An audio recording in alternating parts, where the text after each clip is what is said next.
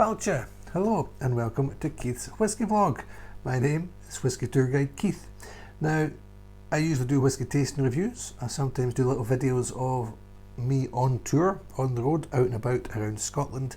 But this is the first in a series of videos that I'm really looking forward to doing, where I speak to fellow whisky enthusiasts. Now, if you play your cards right, you might end up next to me one day. But I'm looking for people who are into their whisky, who have a little bit of experience, got a few stories to tell. So it might be fellow tour guides, it might just be people who've worked in distilleries, people who I come across on the road or on tour. In this video, I've got quite a lot of footage, so I've split it into 4 videos, and I'm starting off speaking to my good friend John Blyth. Now, John once was he basically managed the Spirit of Speyside festival on Speyside up in the northeast of Scotland.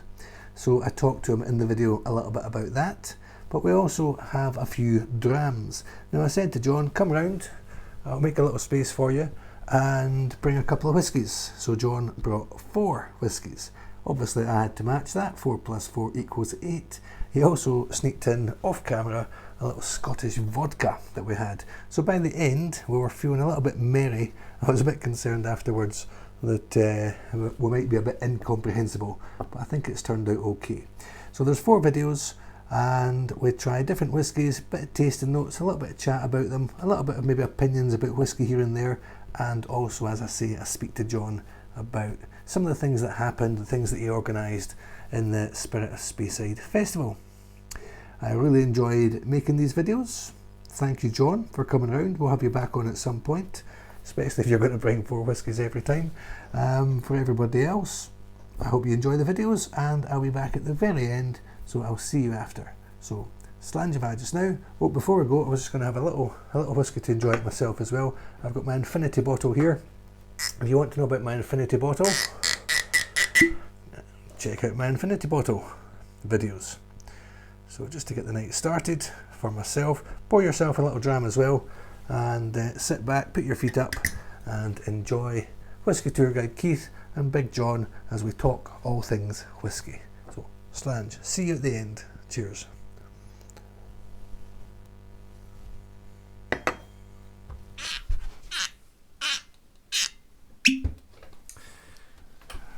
Hello and welcome to Whisky Tour Guide Keith's Whisky Vlog. You'll see today there is more than one of me. I've got John, who is one of my friends, known him for a long time, and John obviously likes his whisky as well. So we're going to do a few little tastings, and while we taste some whiskies, I've got some whiskies, John's got some whiskies, we'll go through them and we'll talk whisky while we're doing it. So, hello John, how are you doing? I'm very well, Keith. Thank you very much for having me. I appreciate it. Good, happy to be here. I'm very happy. Thank you very much. Are you okay drinking whisky? I'll give it a try. Give it a try. So, since John is my guest, it falls on me to give him the first whisky, or offer him the first whisky. Now, I'm just back from a tour of Islay, and as you know, I do like my Islay whiskies. So I've got a brand new bottle here. It's nothing fantastic, nothing extra special, extra fancy. This is Scarabus, which comes from the newest distillery on Islay at Balmenach. Brand new, not opened yet, so we'll get some of this in our glasses and then we'll talk to you a little bit about it. So John, you like your Islay whiskies? I do, yeah, I do, alongside the other regions across the country as well, but yeah, Islay's certainly up there with the best of them. A wonderful island as well. So, what's your favourite region?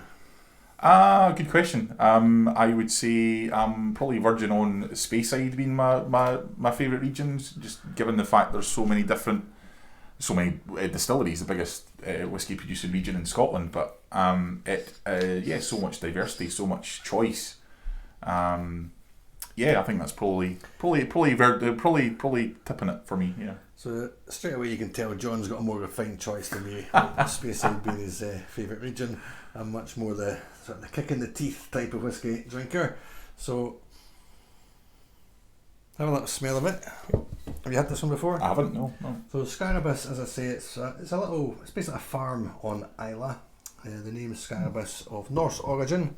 And this is a whisky that they are producing at the Balmenach distillery while they're waiting on their distilled spirit maturing and becoming whisky.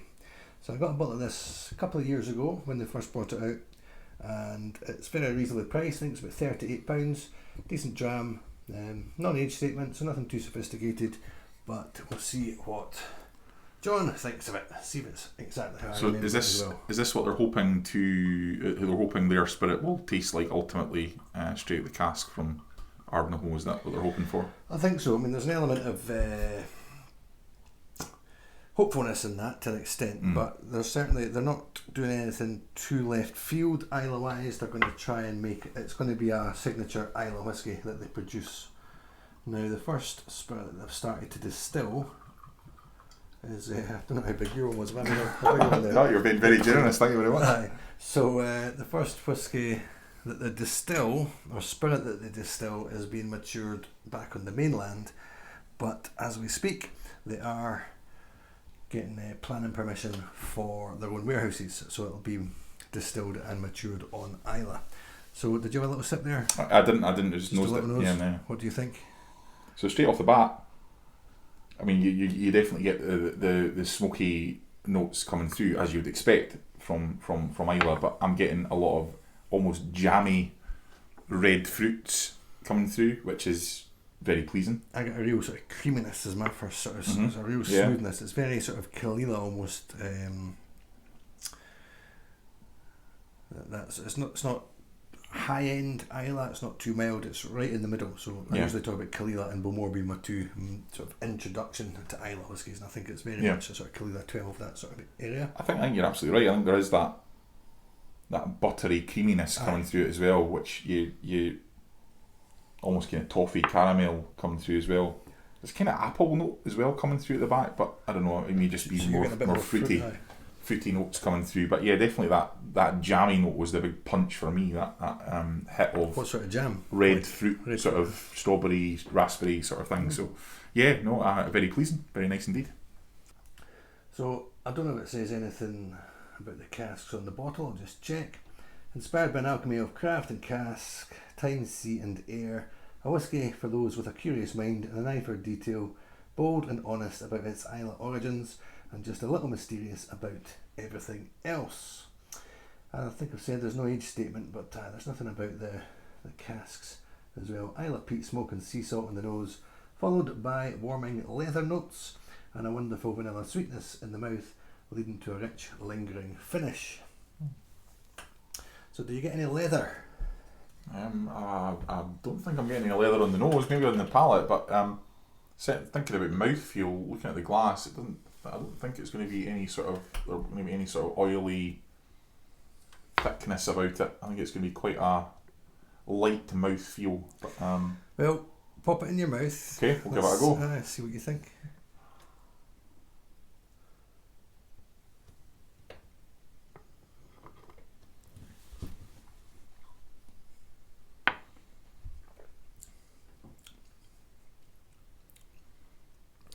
I do get a wee bit of actual leather, but it's a real. I often talk about basically sawdust on the burnt sawdust on the floor is Islay whisky, sort of core Islay whisky, and it's got a lot of that about it. Stuff that you'd sweep up off the warehouse floor. A wee bit leathery. It's almost a wee bit, and it's sort of sandalwoody that I get underneath there as well. So the wood coming through, but there's a real heat in it. I think that's betraying its age. It's not the oldest. Yeah. Not that we know how old it is, but. What's your thoughts? I think you're right. I think the rate of the front end is that punch of sweetness right in the front of your tongue. I think that's the massive thing for me. I don't know if I just pick up on sweetness before anything else, but then it's that punch of smoke at the back end, and as you see, the leathery sandalwood flavour. But yeah, vanilla, yeah, absolutely. And yeah, it's been a minute or so since I had a taste of it. Not much of a finish, but that's not to say it's not decent. It's a decent dram. It's much sweeter and smoother on the nose. It's much harsher. And bolshier in the mouth, I would say. But as I said before, there's no oily mouthfeel. It's more of a lighter note to it. I think it won't linger for long. I think that's the so although we're starting on an Islay, I was intending having a little bit of a gentler start. It's a bit more of an oomph than I remember. Yeah. But I'm not complaining. I'm not complaining either. You won't hear any complaints from me. So yeah, that's a fabulous start. Thank you.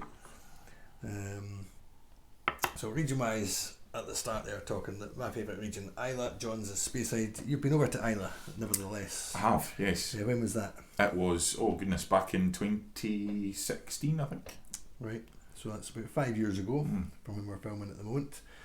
And did you visit all the distilleries? There'd be 8 in those days. We did, yes. Albeit yes, albeit it was some of them were just quick visits. We didn't tour all of them. We toured Blyth. We toured Ardbeg as we stayed in Ardbeg, which is fabulous and thoroughly recommend it. Seaview Cottage, which is quite a spectacular site. Is it like on the site of the literally distillery? On the distillery right next door to it. I woke up one morning, opened the blinds to see them rolling casks out of the warehouse.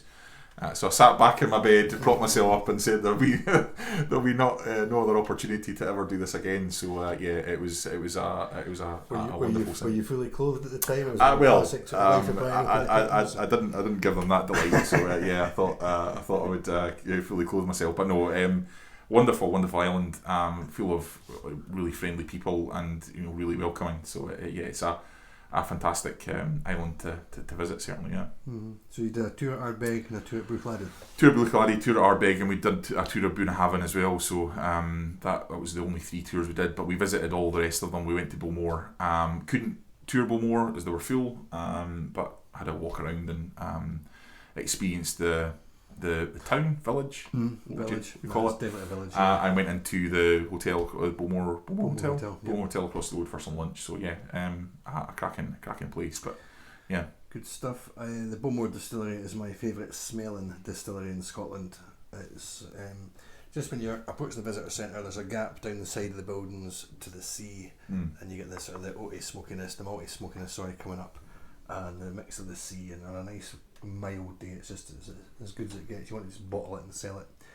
There's an idea. yeah, absolutely. I think there was a Corrie song once referenced selling fresh air in a can. So selling some Balmore area in a bottle. You heard it here first. Check the website. Blah blah blah. Yes, stranger things have happened. Indeed. Cool. Ardbeg is my favourite distillery to visit in the whole of Scotland.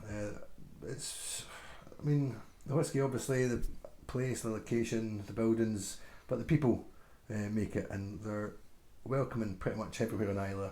They're particularly competent and welcoming and laid back at Ardbeg. They've never let me down. Other places can sometimes be hit or miss. I've had bad experiences in 1 or 2 places, but Ardbeg is always excellent. So, and in a sort of crammed field in Islay, that's saying something. They're all pretty good. Righty-ho. So, how long were you on Islay? We're there for 3 days, 2 nights. And what memorable whiskies did you have? Can you remember? The memorable whiskey was actually not an Ardbeg, not Islay, which is a good friend of mine I was there with. He brought a Jura across with him, which was it was a special edition Jura. The name of it escapes me, but I remember sitting out the back, looking at the sea, drinking that on a very cold evening. But I have to say that the other standout dram for me was when we arrived at the cottage. One of the perks of living in the cottage was they gave you a complimentary bottle of Ardbeg 10, and just sitting in front of the peat smoke fire, with views of the sea on one side, distillery on the other, with a Ardbeg 10 in hand. There was just nothing quite like it. But yeah, I could go on. The Octomore at Bruichladdich was superb. Just lots and lots of drams. Too many to probably talk about right now. Fair enough. Now we'll certainly revisit a few of them as we go. In my opinion, when you arrive at a distillery, any distillery, not just in Islay, they should be at the front door with a dram. Have one of these. Welcome to our distillery. I hope you enjoy the whiskey. And the amount of bottles they would sell, with people saying, "Oh, that's really nice. How much is that? Oh, can I get one of those?" And that hospitality and the welcoming and the wee freebie. When you're getting the Ardbeg 10, I often say that my favourite whiskey is free whiskey. It just tastes a wee bit better than the stuff you pay for. So it's it shouldn't be underestimated, that sort of level of generosity, pulling people in, making them feel welcome, giving them what you're making to sell, because it's amazing how often distilleries won't give you what they've made to sell you. And it makes all the difference.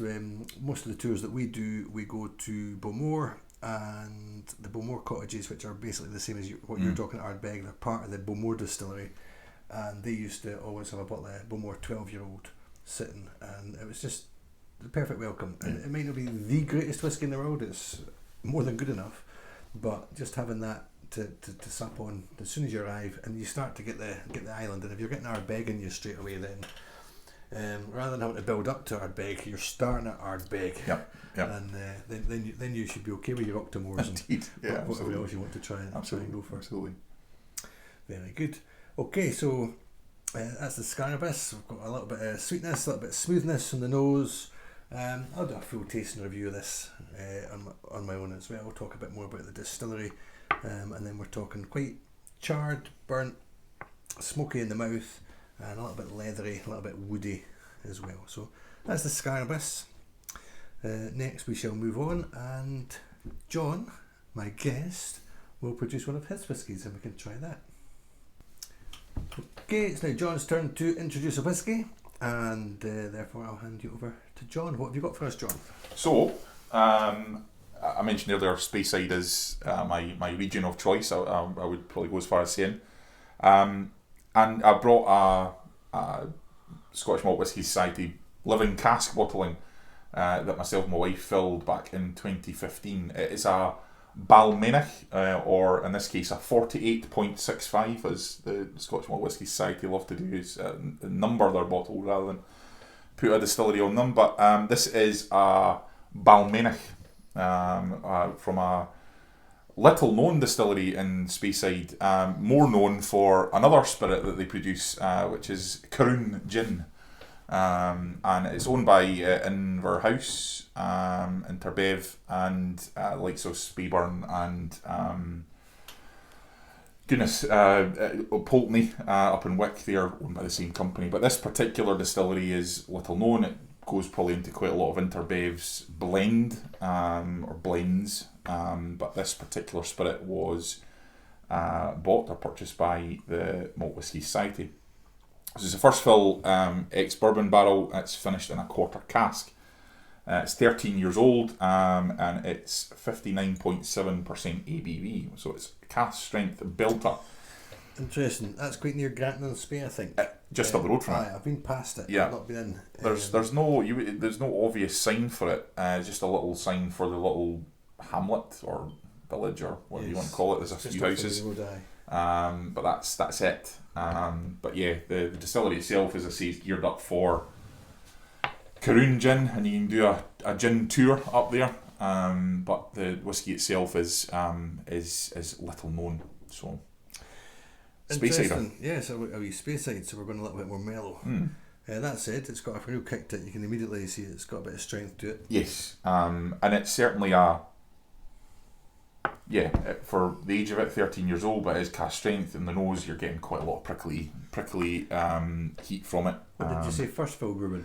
First fill bourbon in a quarter cask. And finished in a refill quarter cask. So my immediate experience of quarter casks is Lafroig. So that's basically their 10-year-old, but it's about 4 or 5 years old, and then they put it into their quarter casks. And it's quite a nice rounded whisky for its age. So it's going to be very interesting to see what a Speyside finished in a quarter cask. Do you know how long in the quarter cask? I would only be guessing, but 6 months to 18 months potentially between those. But it was a living cask on the bar down in Leith, where we were. So yeah, this is not much left. So it's been a popular one. So. Explain the living cask. So it's on the bar. It's they're very much it's a focal point. People can come in. People can fill their own bottle, which we did on the day, which was an experience. We got to write the label and do all the fancy stuff as well. So this one, John's wife. This one was filled by my wife, Angelina Jolie.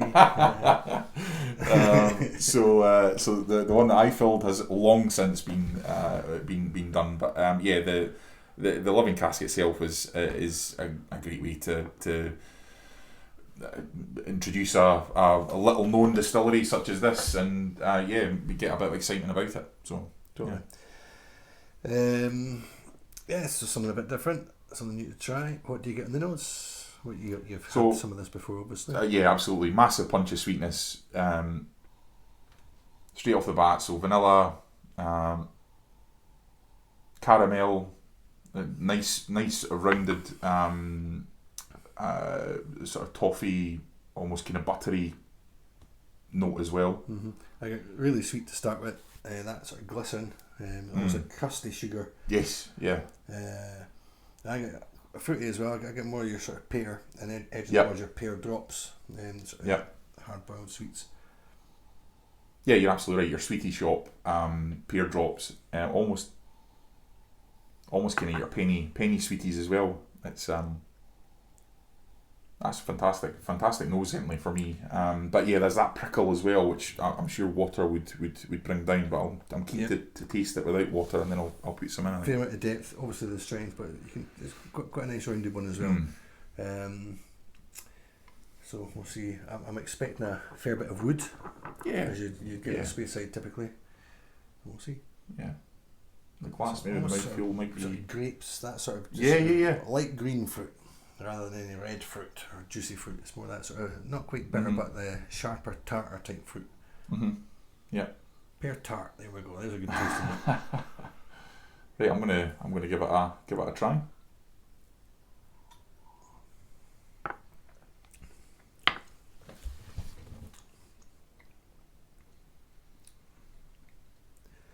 Straight away wood. Quite a strong bourbon. That sort of dryness. Right in the middle of my tongue. The dryness is the thing for me. Kind of, you're kind of sucking in your cheeks. Has a lot to do with the fact that it is almost 60% ABV. But yeah, the bitterness is there. It's that sort of sharp bitterness that you wouldn't expect really. But there is that massive woody note right at the back there. Like licking trees. Yeah. Tree bark. But then there's the sweetness. The sweetness is developing now. It's building up and building up and building up. It's toffee, apples, caramel. But it's citrus in there as well. On my second taste, toffee. Absolutely. As soon as you said it, yeah. So those sort of the bourbon notes come underneath. Sort of salted caramel. It's not too sweet, but it's certainly sort of harder toffee as opposed to sort of soft buttery toffee, I would say. But very pleasant. You want to try a bit of water? Yes, of course. Yeah, I'll have 2 or 3 more neat. I prefer mine neat, so that's fine. Yeah, go for it. Chuck in some water. Yeah, I'll put some in a minute. First time I've had it, just savouring it all quite nicely. Right. John was a bit confused what to bring. Did I bring him some Islas or should I bring him some Speysides? Well, I think I'll be physically manhandled out of the house if I hadn't have brought some Islas. So, This isn't fun. This is purely sort of research and work for. Remember. Yeah. Indeed. Trying it with a bit of water now, so we'll see what it's like. Okay, so it's taking the prickle right off as you would expect. And it's opening out getting a lot more appley pear notes now. Yeah, it's quite prickly.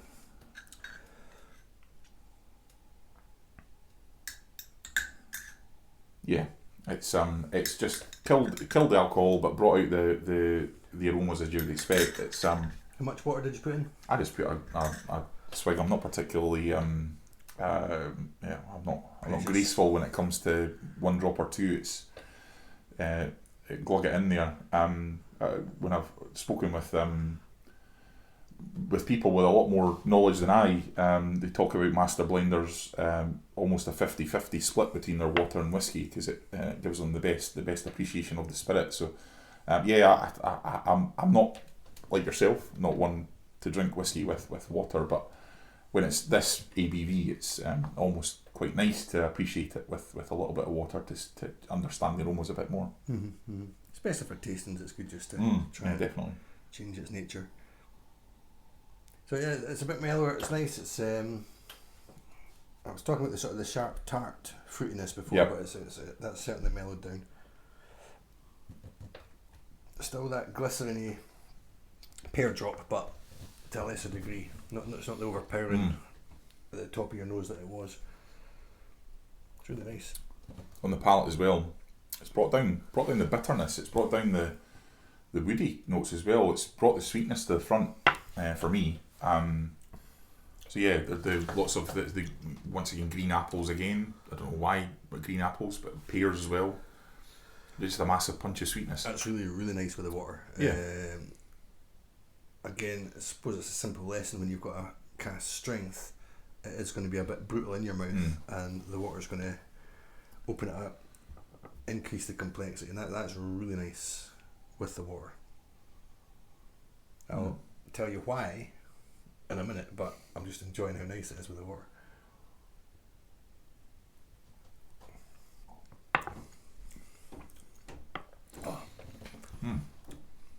So it's tingling right across the bottom, the big happy semicircle, big smiley face.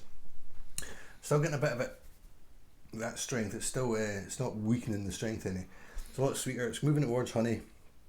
Sort of honey sweetness. The finish isn't much to write home about. It's not really giving me much in the finish. It's not developing at all. It's disappearing. I know what you mean about the lack of wood. There's a lot less wood and more sweetness, but you're right. It really has evaporated quite quickly.